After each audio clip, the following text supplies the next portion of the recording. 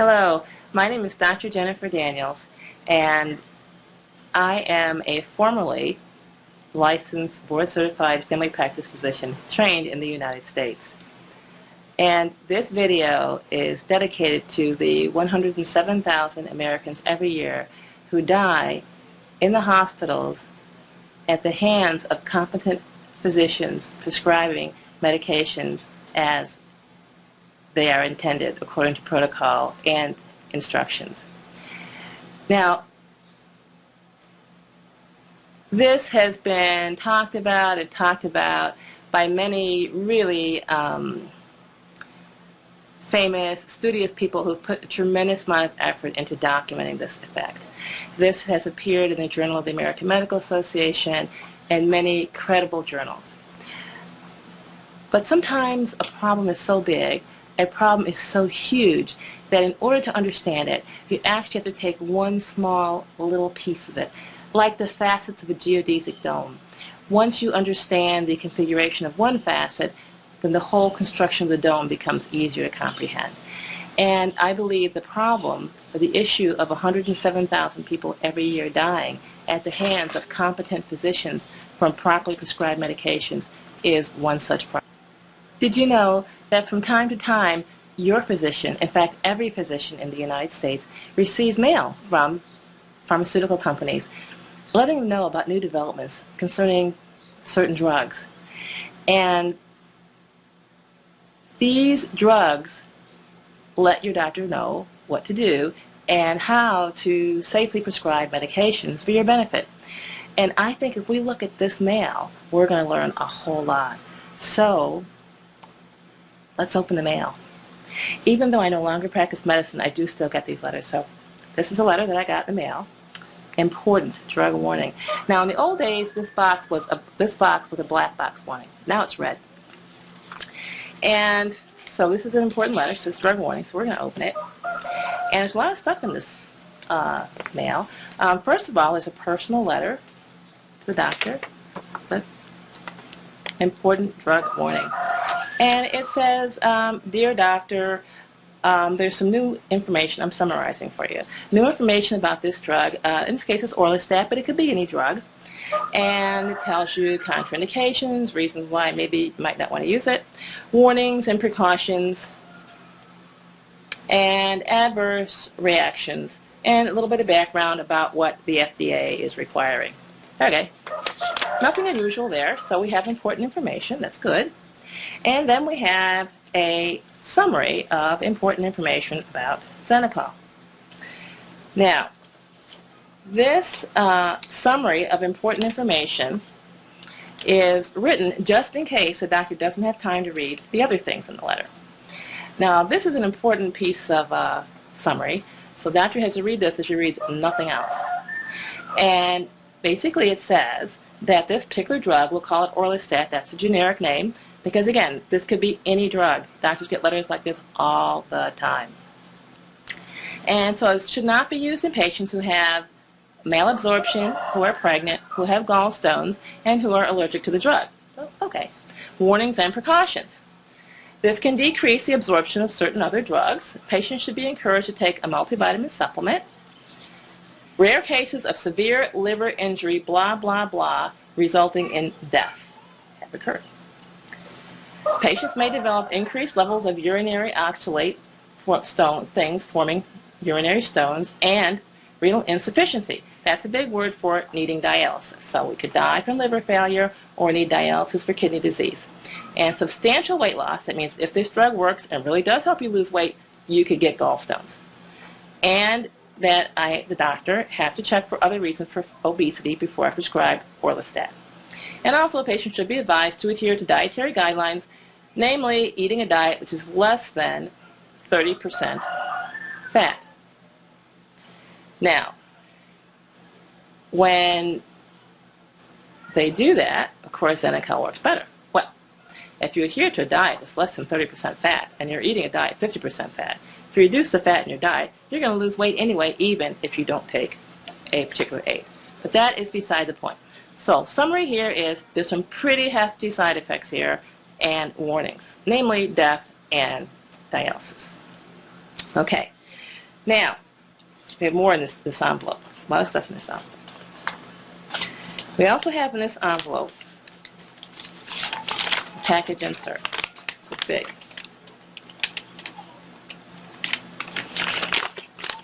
Now, what do you need to know about this? First of all, I want you to notice the print. It's very, very small. This appears to be 10, maybe even 8-point type. And the paper it's written on is so thin, I don't know if you can appreciate it, but you actually can see the type from the other side bleeding through as you try to read it. So it's very small, and the type that you're reading is overshadowed by the type which is on the other side. This is very difficult to read.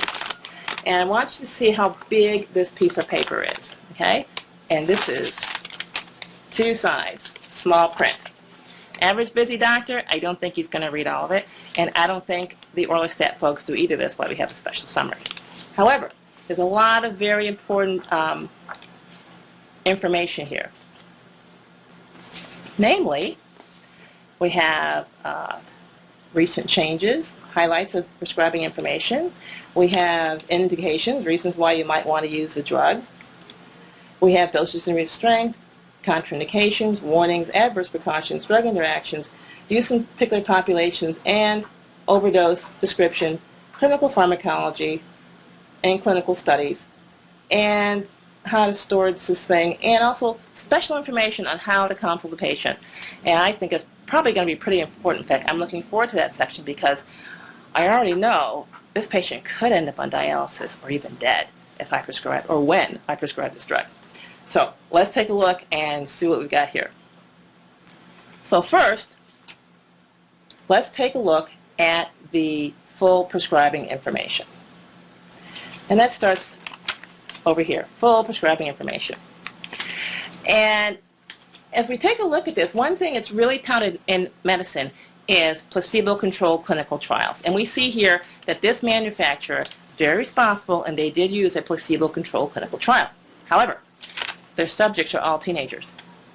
And the people who take weight loss medicines are generally people between the age of 40 and 60. And they're generally female. And we don't know anything about the gender of these teenagers. However, drug manufacturers have been known to use all male teenage subjects to test weight loss drugs. In this case, we do know it was all teenagers. Now, another thing that's just very, very curious about this placebo-controlled trial is we have a comparison as to what happened with the drug and with placebo in the first year, and what happened with drug and placebo in the second year. What we see is the exact identical side effects were experienced, but in the placebo group, the side effects were slightly less. So there was never a side effect that appeared in the placebo group that was not in the experimental group.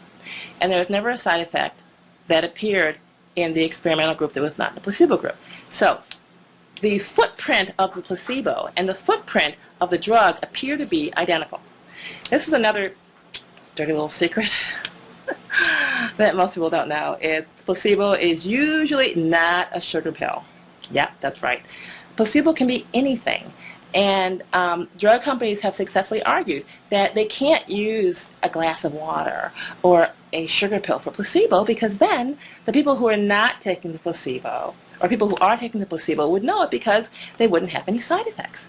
So in this case, we can see, because the footprint of placebo is identical to the footprint, the side effect footprint of the drug, there's a possibility, I can't say because I wasn't there, a possibility that the placebo is actually a lower dose of the actual drug being studied.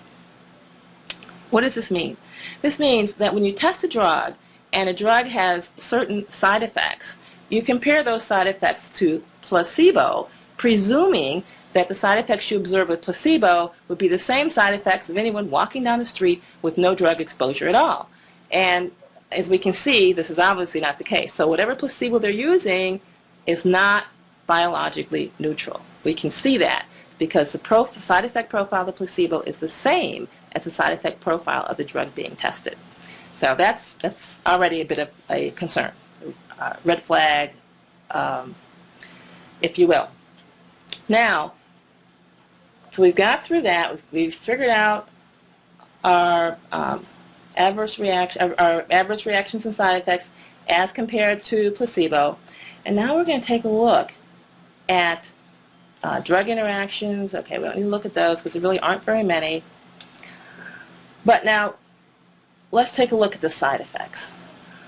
It seems that my patient can expect to get oily spotting. 26% of my patients, should I prescribe this drug, are going to get oily spotting. And they're going to pass gas and get a discharge from their rectum.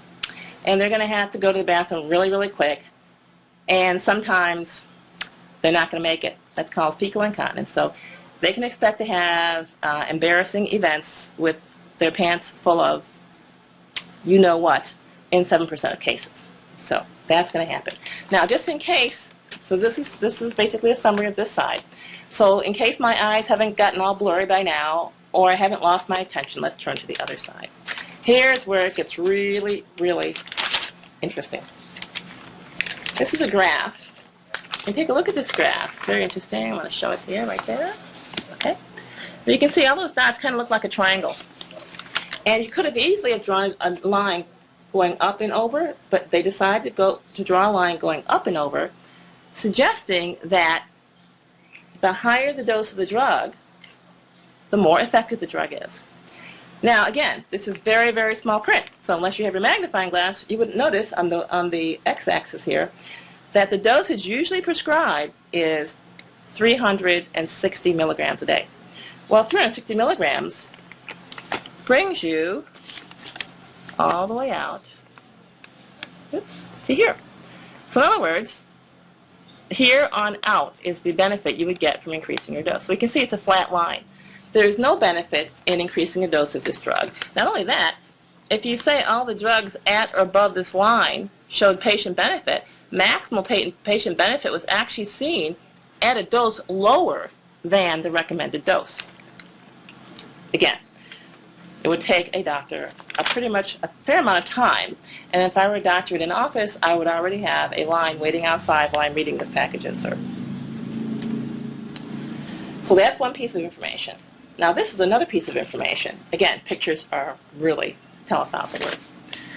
So this graph here shows what happens when you take a placebo, how much weight loss you get, and the drug in question. And this is initially after a couple months. But on the other hand, if you look over here, at the other end of the graph, after 4 years, you notice, now this is in kilograms, so I have to convert, right?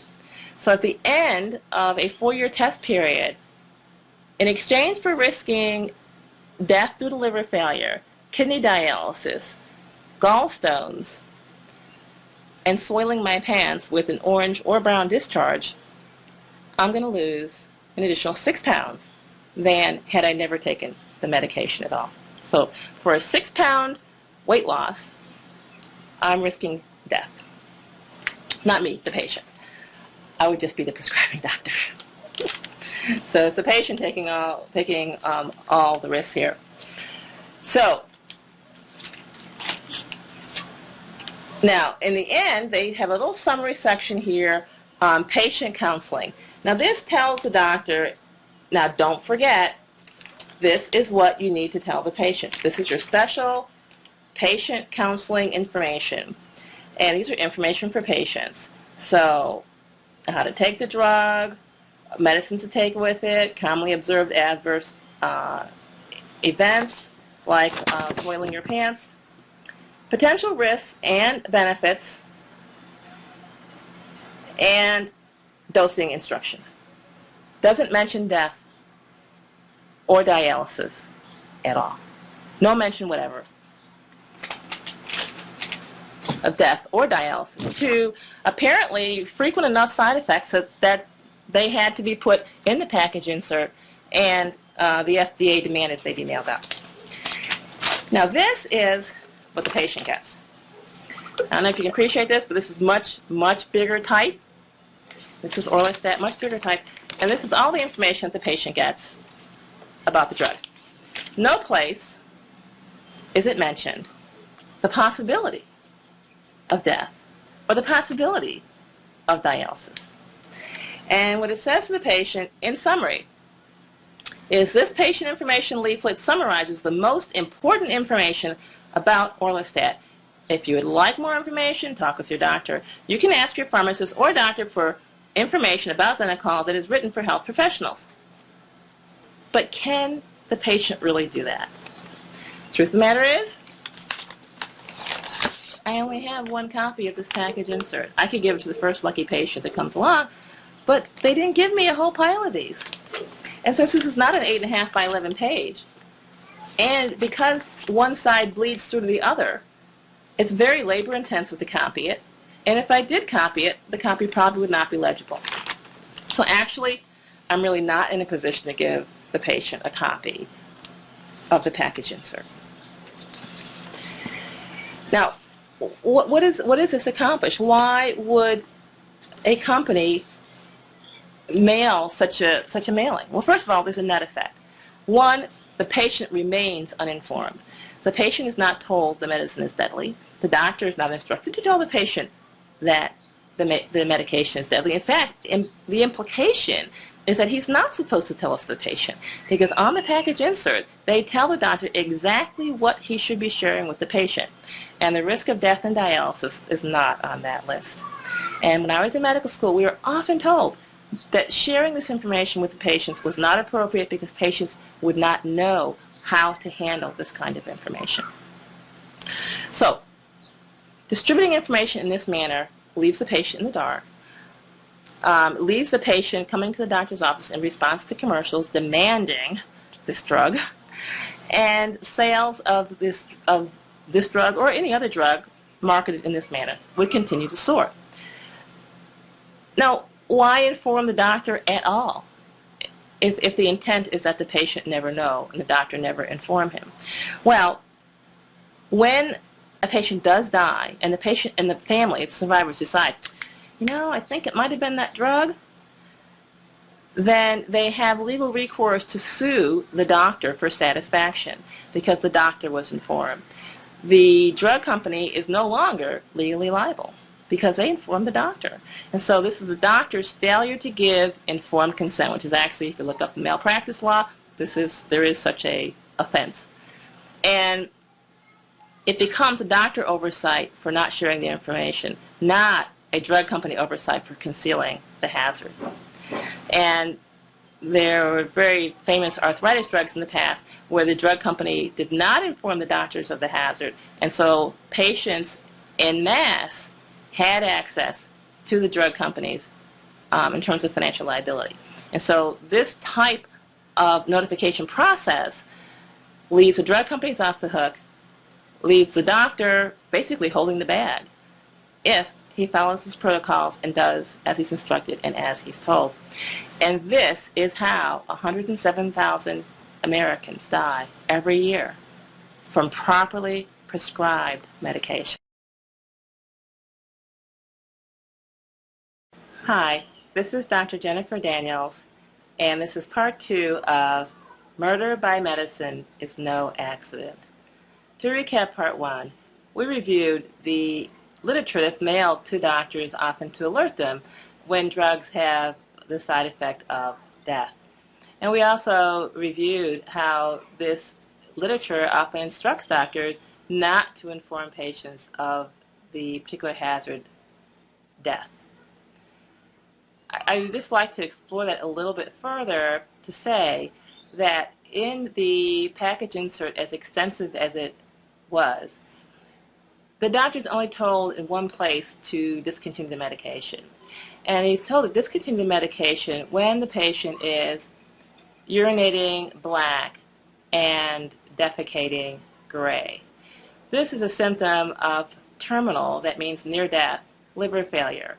And at this point, often death is imminent and even unavoidable. So, with an instruction like this, if the doctor follows it to the letter and does exactly as he is told, the deaths from the medication could be expected to be maximal. And this is how we get 107,000 people every year dying from properly prescribed medicine, prescribed by highly trained physicians in what is considered to be the standard of care in an appropriate setting, and the patient takes the medicine appropriately. Now, I'd also like to give you more of a understanding of the dilemma the doctor faces. And I'll just tell you my personal situation. When I went into medicine, with the expectation that I would help people get better. I had no intention, no plan, and did not sign up to be an accomplice to murder. But this is the position that doctors are placed in, basically being an accomplice to homicide or murder. Now, what I developed when I was in practice was a strategy. I noticed my patients were dying, and at one point it just hit me like a ton of bricks. Could it be that what I was taught to do in medical school is causing these deaths? So I noticed a pattern. The patients who died were always fully medicated. They were taking medicines for their hypertension, for their arthritis, for their diabetes, for their asthma, you name it. They were fully medicated, fully diagnosed, and being treated properly according to dosage and administration as was instructed by the PDR, or Physician's Desk Reference. So what I calculated was that in the course of a year, I saw 10,000 individuals. And so I made up my mind that I would not prescribe any drug that had a death rate greater than 1 in 10,000. So the way the math goes, if I see 10,000 individuals, but I never prescribe a drug whose death rate is higher than 1 in 10,000, then statistically my chances of killing someone are greatly reduced. So that was one rule I had. The next rule I had was I would always check to see if there was a death from a particular drug, what was the dose at which death occurred. Generally, the dose at which death occurs is a therapeutic dose, just by the way. So what I would do is never give more than half of that therapeutic dose. Next, I would determine the duration. How long had a patient been taking the drug according to available information for a particular drug before that patient died? And I would never continue the drug for more than half of that duration. Then I would check to see what was the frequency. Was the patient taking the drug once a day, 2 times a day, 3 times a day? And again, I would never prescribe the drug for more than half of that frequency. So if you do the math, you multiply 1/2 times 1/2 times 1/2, that's 1/8. So my prescribing practices for drugs that were hazardous was generally in the area of 1/8 the recommended amount. Even often it was less than that. One of my favorite drugs was Propulsid. It's off the market now, killed too many people. Now Propulsid was recommended to be given 2 pills 4 times a day continuously for, of all things, indigestion. But at any rate, it killed a lot of people. I determined that the therapeutic dose for my patients for Propulsid was actually 2 pills twice a month. How about that? For 2 pills twice a month, I was controlling the symptoms instead of using 2 pills 4 times a day. So this meant that I was using 4 pills a month instead of 240 pills a month. So you can imagine the impact on drug company profits if doctors took it upon themselves to determine the lowest effective dose for each medication they use and never use more than that. Even if we concede that drug companies have very, very high profits, if doctors collectively started prescribing literally 1% of their present volume of medications, that would have a negative economic impact.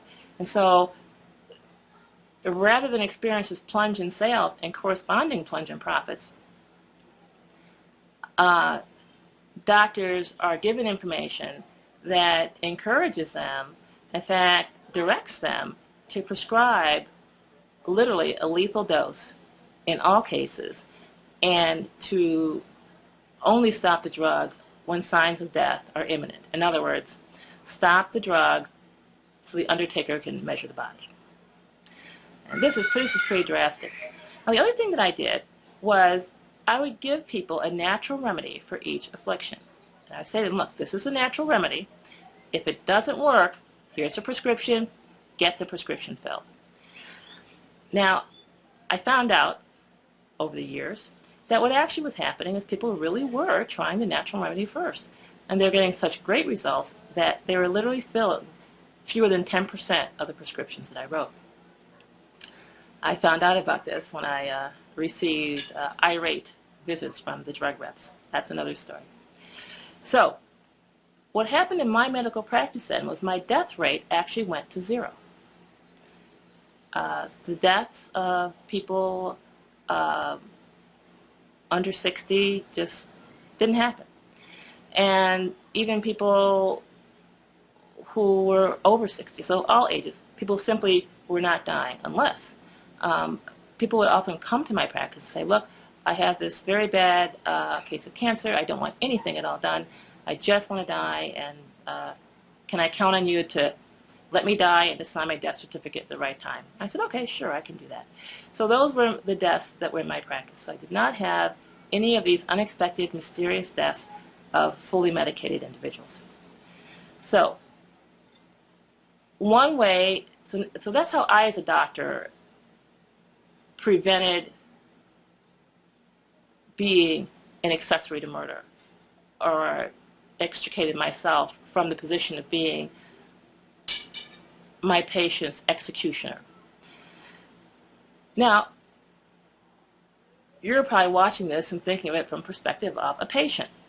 What can you as a patient do to minimize your chances of becoming a victim of murder by medicine as it is now administered? Well, first thing, obviously, is you could just not take any medications. I personally think that's a great solution. I've personally used that solution for over 15 years now. But maybe that's not reasonable for you. Maybe you don't really find that acceptable. The next thing to do is, if a doctor prescribes a medication for you, you can politely accept the prescription and ask the doctor for a copy of the package insert. And the part of the package insert that you want to read is adverse reactions. You can tuck the package insert in your pocket and read it when you get home. So you want to ask for a package insert, and you want to read the package insert, especially adverse reactions. Get out your magnifying glass. You'll definitely need it. That's what you want. If the doctor can't give you the package insert, ask the pharmacist. Do not accept the patient information leaflet, because the patient information leaflet has been fully inspected by the Public Relations Department, and any reference to death has often been removed. So the patient information leaflet does not give you a full accounting of all the effects of the medication you're considering. So the first thing to do is to get a package insert with your prescription. That's number one. Next thing to do is ask the doctor if, to his knowledge, there have been any deaths from this drug. So he's going to give you a couple answers. He's going to say yes, he's going to say no, or he's going to say I don't know. If he says he doesn't know, then that's like a really bad sign. That means he probably hasn't read the package insert. However, if he says yes, there have been deaths due to this drug, then you can ask him, at what dose did these deaths occur? And you can ask him how frequently death occurs. And he can give you some kind of idea. So if death occurs at the same dose that he wrote the prescription for, then you may want to talk with him about a lower dose, a lower frequency, and if he feels you might benefit if you started at a very low amount. The other thing is the duration. You want to ask him, when do these deaths occur? Do the deaths occur after 1 day of taking the drug, or after several weeks, months, or even years of therapy? This is important because now there are many drugs in the market where death occurs within the first week of taking a drug. And so you really want to kind of nail that down if you can. The next thing that you want to do is you want to ask your doctor, is there anything else you could take? Is there anything else you could do besides a drug or non-drug therapy? And maybe he'll be able to tell you something, in which case try that first. And if it doesn't work, then get the prescription filled and try the prescription. So those are the big ways of protecting yourself from becoming a victim of murder by medicine. Now, I want to say this is a serious problem because citizens, patients, as well as doctors are led to believe that these drugs are fully researched and so their safety is determined. However, in many research studies, it is a common practice to remove anyone who dies, to remove them from the study and not count them. When I was in medical school, it was explained to me that if a patient dies during a drug study, of course you can't count them because if it's a blood pressure medicine, you can't take a blood pressure of someone who's dead. So of course, if somebody dies during the study, you have to remove them from the study, and then you continue forward with the study. What does this mean? This means that whether or not a drug causes death can only be determined after the drug has been released to the public. So you also want to ask your doctor, how long has this drug been on the market? If he tells you it's been on the market anything less than a year, I definitely would ask him to please prescribe a drug that's been on the market for at least 3 years. And 3 years is enough time, if a drug is deadly, that it'll have a death record, and your doctor will be aware of that. And of course, you can always ask Dr. Google. Google your medication before you take it, and put the word death from and fill in with your medication. And that should be a pretty thorough investigation on your part and enough information for you to decide if the risk associated with the drug you're contemplating is a risk that you want to accept. Well, thank you very much. This is Dr. Jennifer Daniels with Murder by Medicine, Part 2. Thank you so much for watching, and please visit me at vitalitycapsules.com.